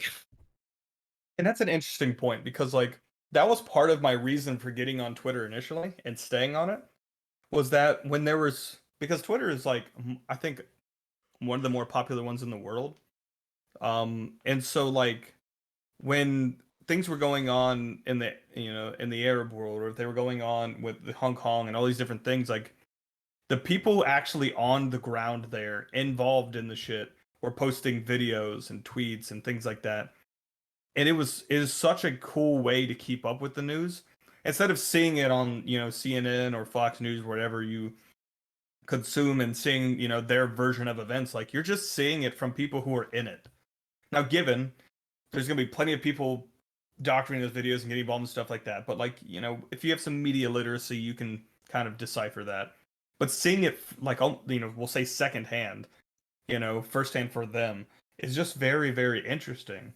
The problem is that, again, like almost all of that stuff becomes politicized and gets edited and doctored, and you'll find 6 different versions of the same video showing 6 different things.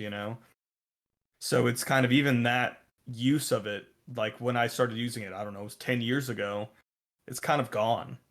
Like almost everything, it's the same as every other news. It's all doctored and pilfered through to kind of give you a different view. Negative impact on society as a whole. I think it's too niche to answer that question. Yeah. I think that Steven there's said, just there's benefits, there's negatives. If we could just take the good and leave the bad, it'd be a boon for society, like all technology. But Yeah. like again, like all technology, there's the good side and the bad side.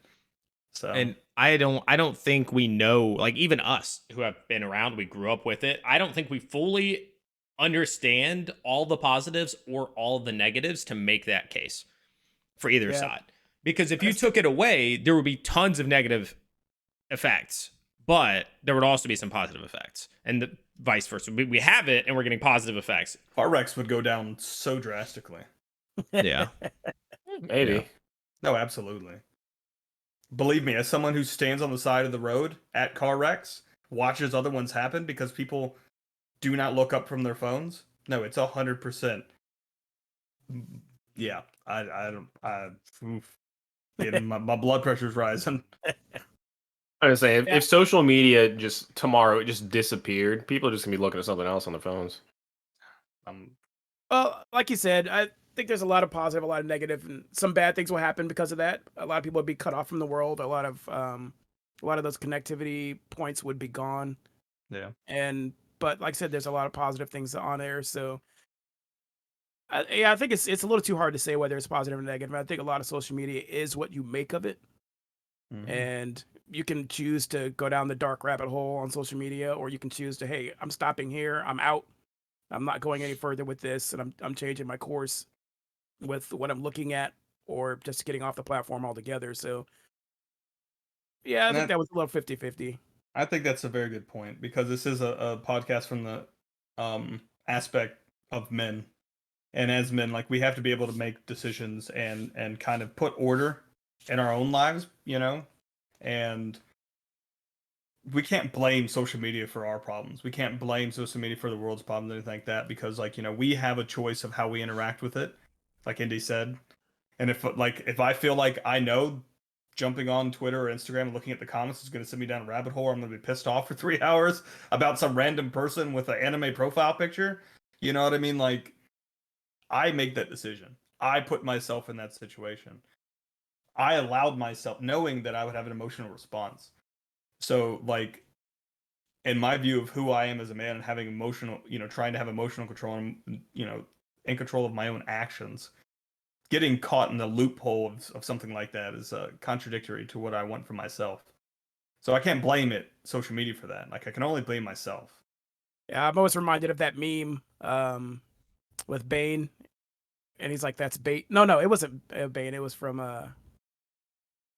God, I'm messing it up right now. But the Jesus. All right. Anyway, but there's a meme where it's like, "That's bait," Yeah. and I having that point where you click on that comment section after seeing something that upsets you, and you're starting to go into that comment section, and I've stopped myself, and I've gotten really good at it now. I don't comment anymore, but knowing that, hey, this is bait, I'm not getting involved in this. I just close out, keep scrolling, or get off because I know what it's trying to do, and it's I'm not gonna let the algorithm win in that situation, because once you click in that comment section, they're like, oh, we got him, he's in, he's not going anywhere, And then now we're you're going to waiting show for him everything that has to do with this. Yep, you're waiting on a reply, then you're replying back, and you're arguing with somebody who you know their opinion is not going to change. Yours is not going to change. You're wasting your time, and you could be doing something else positive. So I'm just like, I'm out. I agree with that, and like knowing to be like, all right, there's no point in going into this discussion, and there's no point in doing this.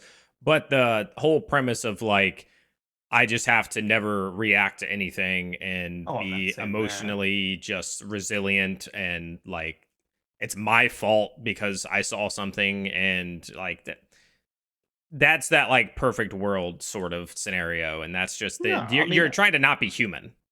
I didn't say anything about that. I'm saying that I know that I will have an emotional response. I'm not saying I'm going to turn off my emotional response, but I know if I go and I put myself in a you want to avoid that. situation, I understand what you're saying. That's what I'm just saying. saying, like, at extent, like you can't do that to an extent. So like accepting that as well and being like, yes, some things. If I'm going to use social media, I know that I'm going to see things that bother me.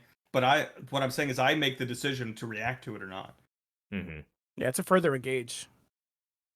Like I could just completely stay off social media and not have to deal with that.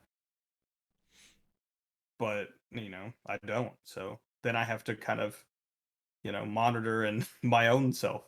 Yeah, be your own filter as much as you can. You know, algorithm is going to do what it wants to do, but we have to try not to let it defeat us or get what it wants out of us. So are we happy with all the different social media platforms there are? Or would it be a better thing if it was just like all one big? I like it divided. Yeah. Because like I said, we've just, well, at least I've kind of have the mindset of different platforms having different uses.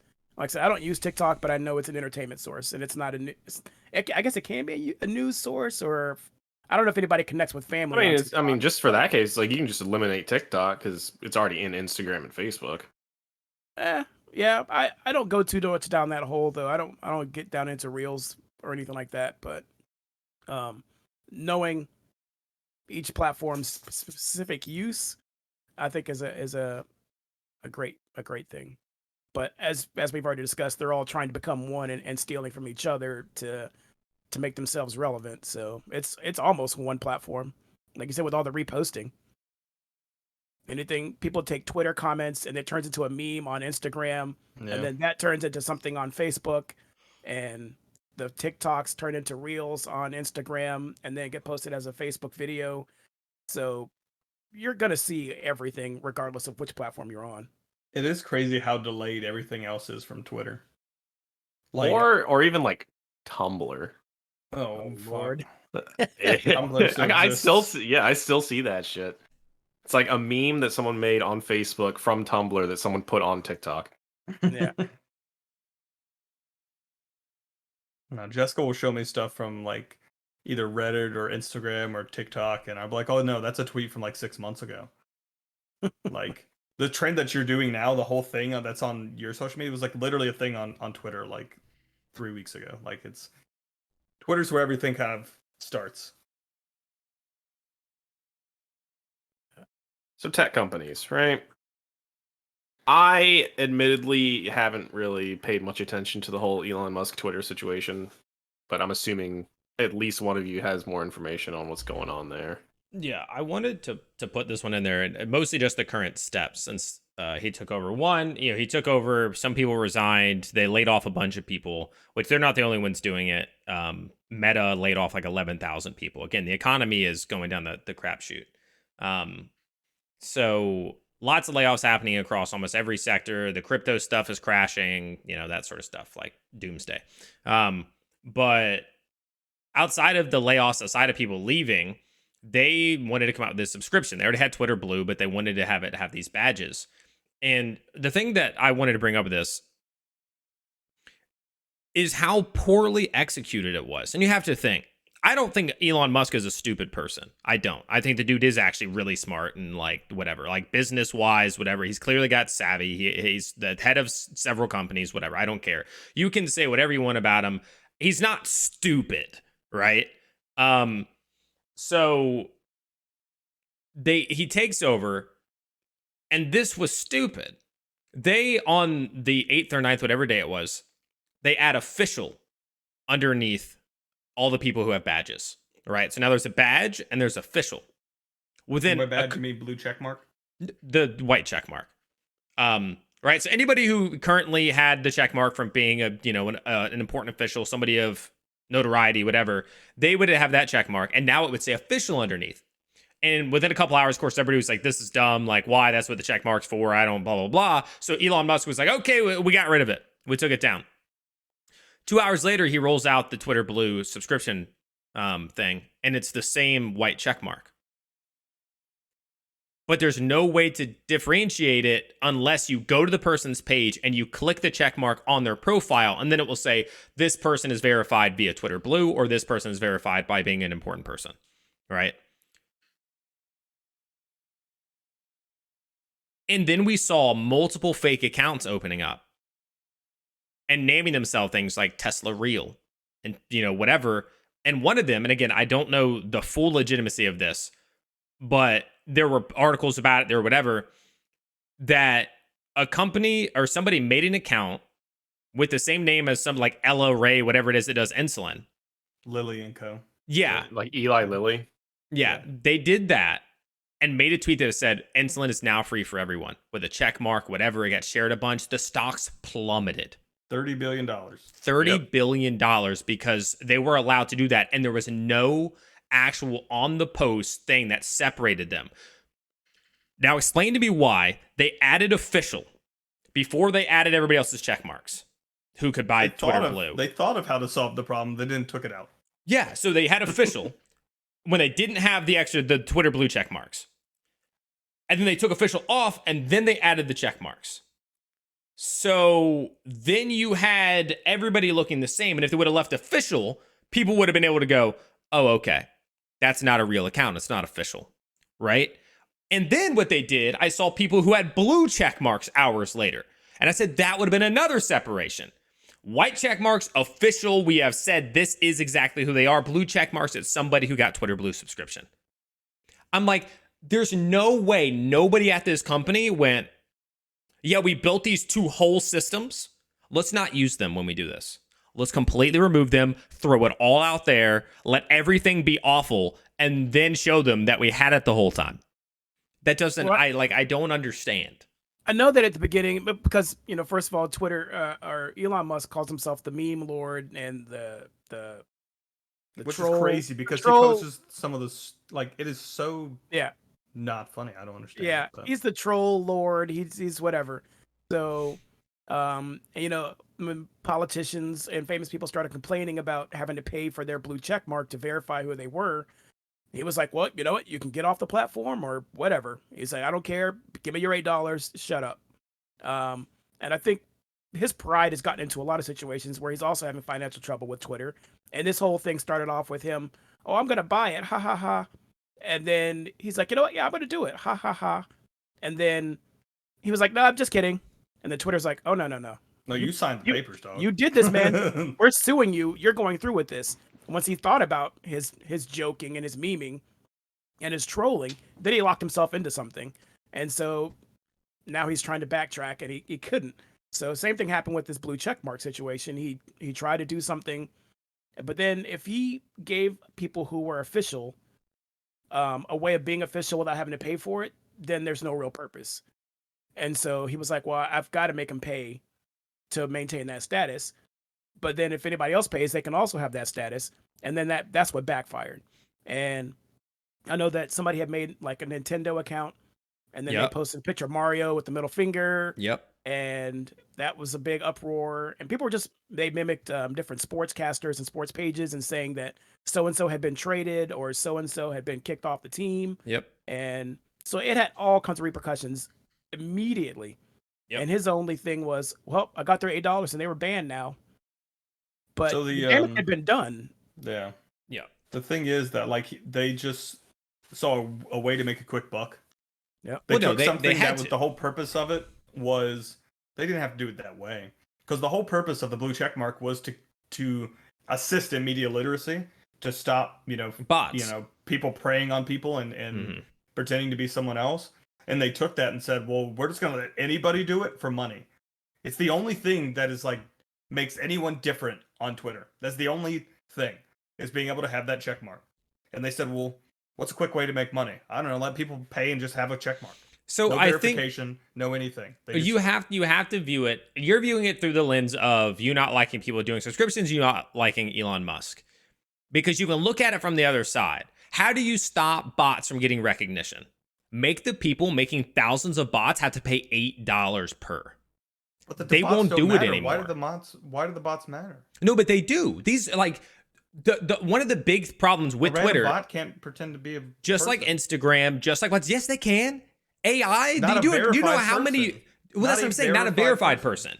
I'm talking about solving bot problems as a whole on social media platforms. That's what he's trying to do with it.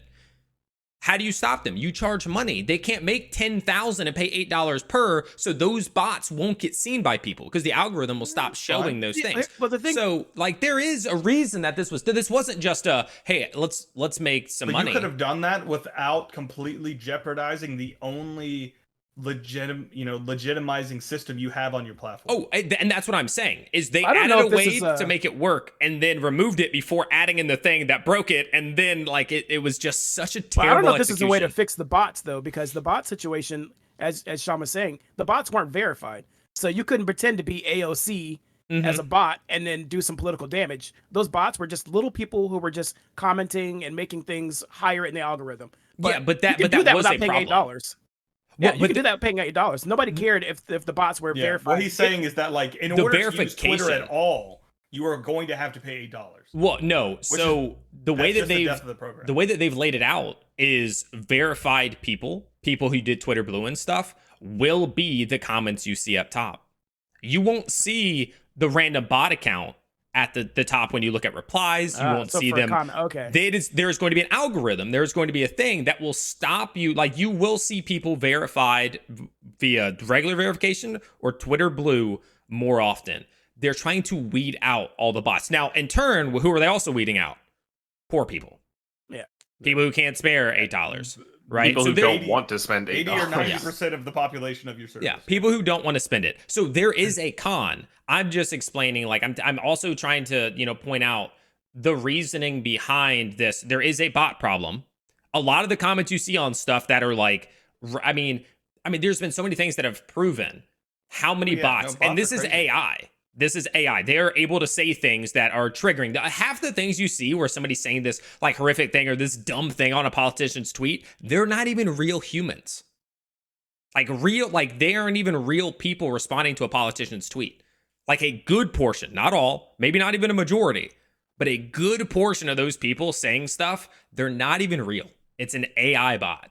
And they're trying to combat that. And that was the way of doing it. And I can get that as a way to do it. Obviously, it doesn't do away with them, but making them less visible is something that And they added that perks Twitter to Twitter already Blue.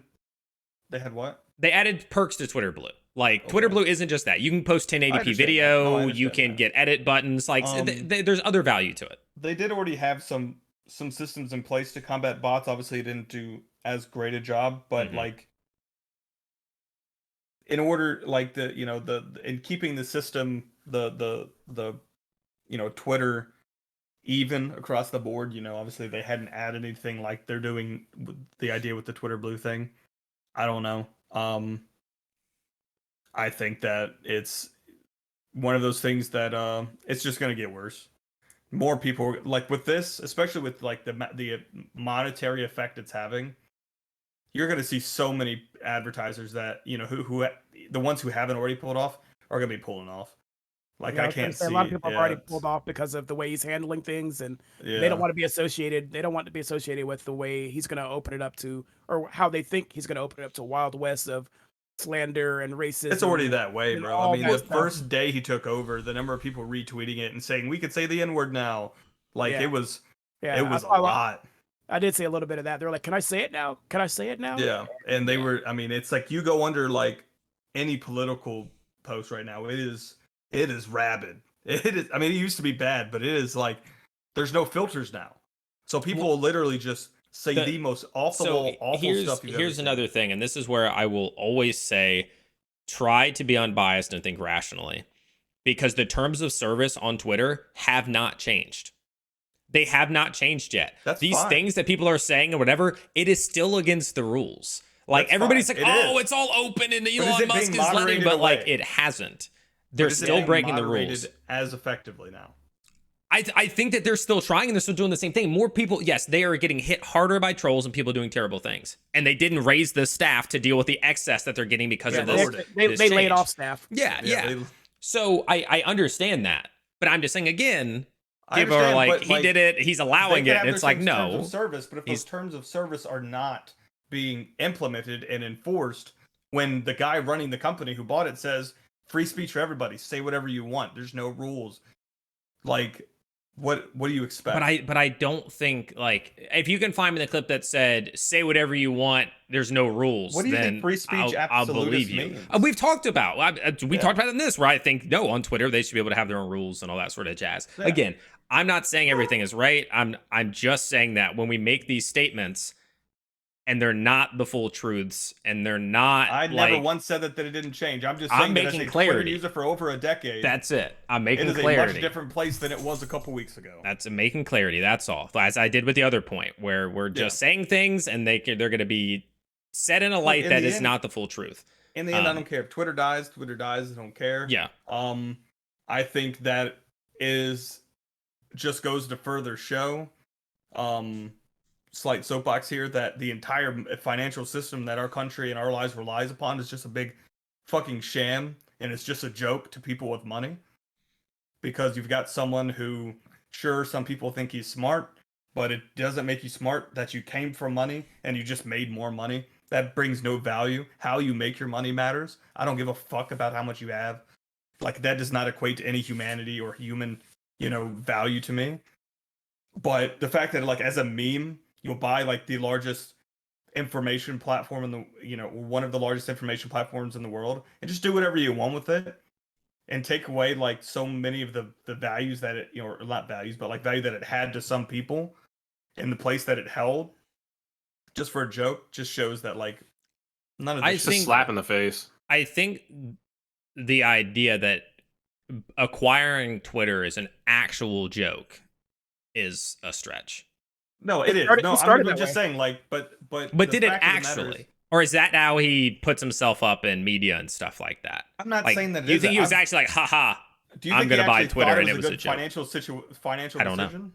I don't know. I mean, the man tried to back out, had to be sued to get back into the process. He had to be forced to own it. But that's also, Twitter was bleeding money. Marketers were pulling out before Musk took over.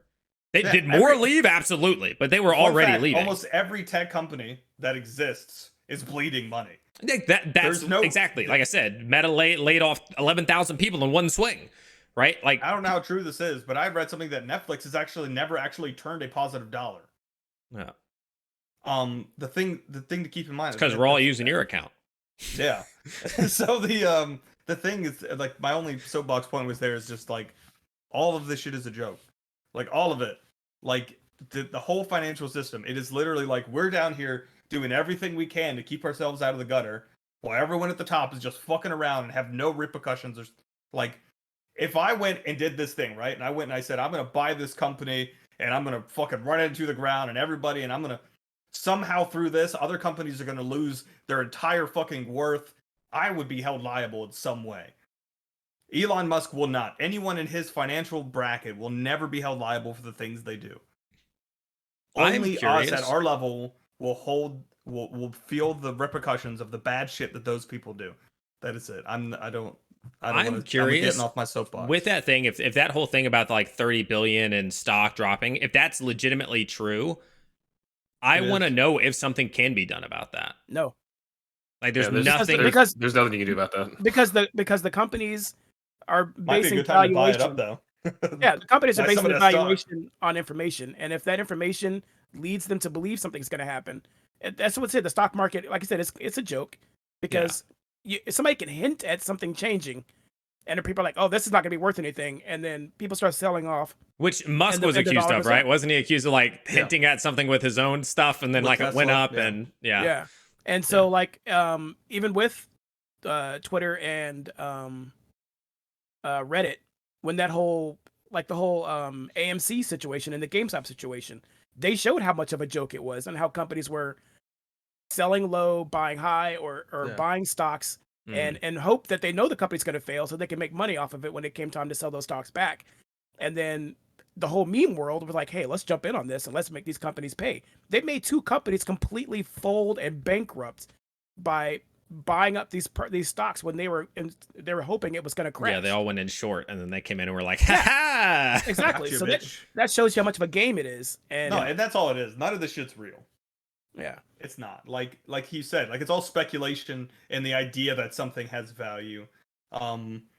It's why insider trading is so big in like our political system, because those guys, it's like when they have like a closed door meeting and all of a sudden everybody comes out and sells off the same stock or buys the same stock and then also a couple months later, all of a sudden they have a big government contract, right? Like, the whole system is just rigged to make rich people rich, and the rest of us, we just pay the consequences.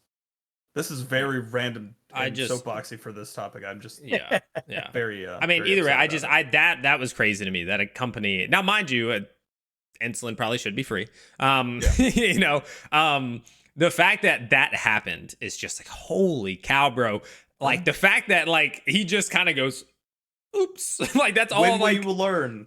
When will you learn? That happened and consequences? No one's going to talk about it by next week. That's just crazy. Everybody's like, holy cow, this happened. It's going to be under the rug.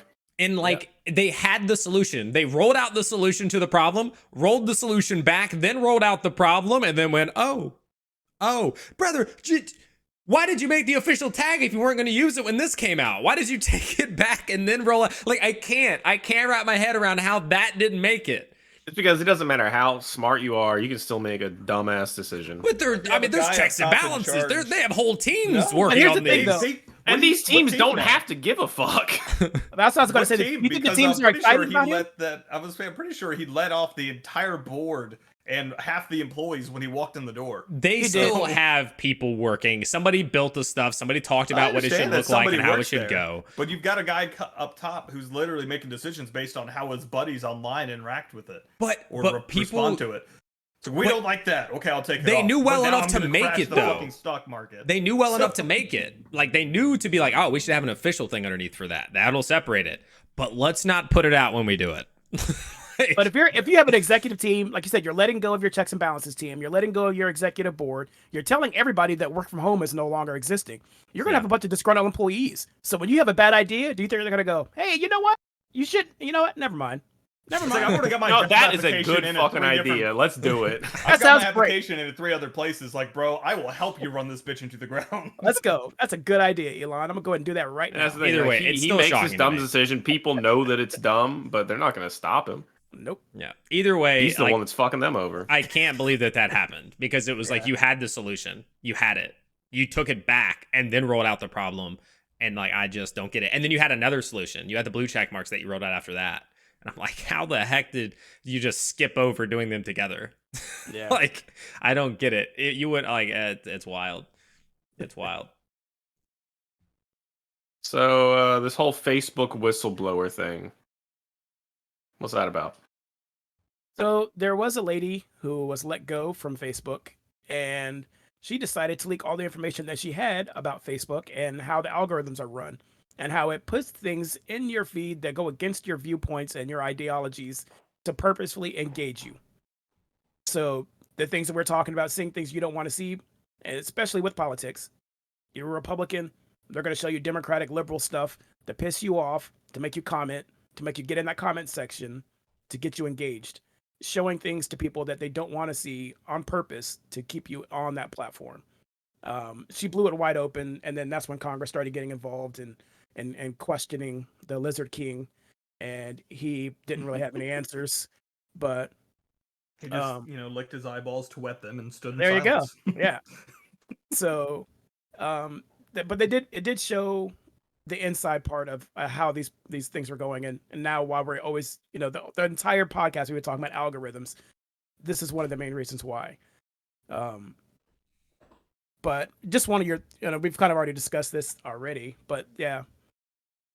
I feel like thoughts and people ideas on algorithms. I feel like people seem to think that these social media platforms all like want what's best for us for some reason. Yeah. Well, it's like anything. You think it serves you, but you're actually serving it. Yeah. And there's an old saying, if you're not paying for a product, you are the product. Yep. It's like the reason Google's free is because they're using everything you do to make them money.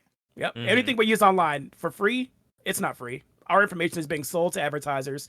They go, oh, you want a 40-year-old black male who lives in Virginia who leans this politically direction and owns a pit bull and likes Hondas? I got a profile for you, buddy. You can advertise directly to him on all the social media platforms he goes to, all the websites that he loves. He goes here. This is his whole profile. Oh, you want to know his location as well? Cool. I can tell you the spots he hits the most because his phone is always on and his location services are on. So here's the spots he hits the most. So he also likes shopping here. He likes going here. And so they're just building profiles to sell to advertisers. It's like when you drive past Starbucks and they're like, by the way, double points day. Yeah. So we are the product on these things, and they're not out to serve us. They're just enough to keep us along and engage us so that they can gather more information and sell us stuff. That's it. See, that's why it wouldn't break my heart if it was just all gone tomorrow. Not a single part of me would be sad about it. Yeah. Because literally think of it, I'm like, man, I really do like looking at motorcycle stuff. But if it was gone, would it matter? No. It wouldn't. There's nothing from social media that would change my life drastically in a way. You can make that for so many things. Is it not food or water? Does it matter? Yeah. Yeah, I mean, you could, but I think in the end, is my happiness going to change? The only real value, because the only thing that it brings to the table for you is emotional state. You don't get any sustenance. It's not going to help you sleep better. It's not going to, help your health. There's not going to some people are educated through it. They shouldn't be. There should be other ways. I get it. I'm not saying that there aren't benefits. I'm just saying that for a lot of people, and we're speaking to our audience, right? Our assumedly mostly Western audience, probably mostly American, but at least Western world audience. It's not going to change our lives it's not going to ruin our lives if social media doesn't exist anymore. Unless you're a social media influencer, in which case. In which case, fuck you anyway. Your life was gonna be gone. All right. This guy. You did this. Are tech companies responsible for the posts and misinformation on their platforms? I think we already hit on that. We sure did we? I mean, I feel like that kind of rolls into we ended up freedom kind of of mixing a speech, bunch of stuff as we were going along. censorship sort of thing. I don't know that they're responsible, but I think they should do everything in their power to prevent it. So I think if they do something that directly leads to instance, this situation with the Twitter checkmark and that company, the insulin thing, that is something that they could potentially be held liable for because they had an established platform they made a change to that led to a big Mother effer asked that exact question. Could they be? And you're like, no, all the people at the top will never be held liable. Like, I literally asked you that and you said no. The people at the top, the company itself could be held liable, which again comes back to my point that the people who LLCs pay the price for and that, stuff, yeah, you put it on the people company. that pay the price not for that person. will be the Yeah. employees because he's not going to take a cut. He's going to fire employees to make up for that loss. So I'm not saying that the companies will be held liable. I'm saying Okay. the Elon individuals Musk with the money at himself the will be platform. fine. Yeah.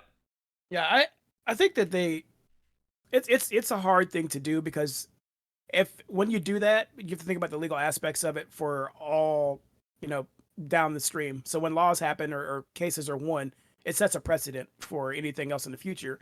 And it'll become to a point where any site that's hosting anything, they're responsible for every user and what they do and what they say and what happens. And then it becomes a point where nobody's going to want to run a website because, hey, somebody got in my comment section and said this. Yeah. And then this happened.